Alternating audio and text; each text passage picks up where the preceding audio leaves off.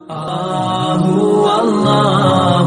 اللہ اللہ اللہ اللہ اللہ اللہ اللہ الحمد للہ وحدہ والصلاة والسلام على من لا نبی بعدہ اما بعد اعوذ باللہ من الشیطان الرجیم بسم اللہ الرحمن الرحیم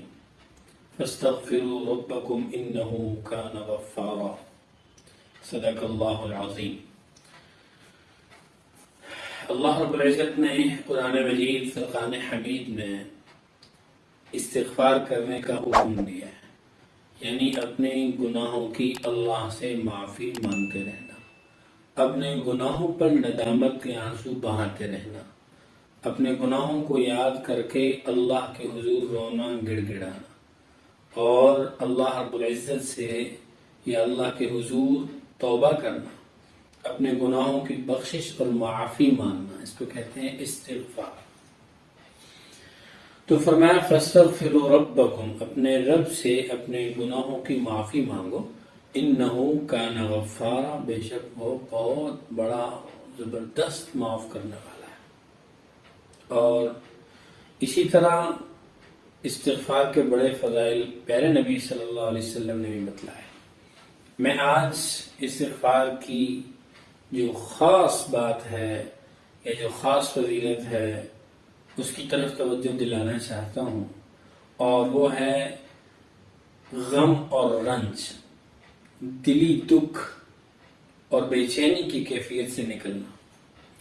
میرے نبی صلی اللہ علیہ وسلم نے ارشاد فرمایا من لزم الاستغفار، جو استغفار کو لازم پکڑ لیتا ہے یعنی استغفار کرتا رہتا ہے، وَلِكُلِّ ضِيقٍ مَخْرَجًا، اللہ اس کی استغفار کی برکت سے ہر تنگی سے اس کو نکال لیتے ہیں، ہر تنگی سے اللہ اسے آسانی عطا فرماتے ہیں، وَلِكُلِّ هَمٍّ فَرَجًا، اور ہر قسم کے غم اور رنج اور بے چینی کو دور کر دیتے ہیں۔ اور تیسری بات فرمائی وَيَرْزُقْهُ مِنْ حَيْثُ لَا يَحْتَسِبْ، اللہ اس کو رزق دیتے ہیں وہاں سے جہاں سے اس کو وہم و گمان بھی نہیں ہوتا۔ اور قرآن پاک میں فرمایا يُرْسِلِ السَّمَاءُ عَلَيْكُمْ مِدْرَارًا، استغفار کرو گے اللہ وقت پر بارشیں دے گا، وَيُمْدِدْكُمْ بِأَمْوَالٍ وَبَنِينَ، تمہیں مال عطا کرے گا، اولاد عطا کرے گا، اور اولاد نرینہ عطا کرے گا، وَيَجْعَلْ لَكُمْ جَنَّاتٍ وَيَجْعَلْ لَكُمْ أَنْهَارًا، اور تمہیں اللہ نہریں دے گا، باغات دے گا۔ تو استغفار کی بڑی برکت ہے۔ فرمایا جو کثرت سے استغفار کرتا ہے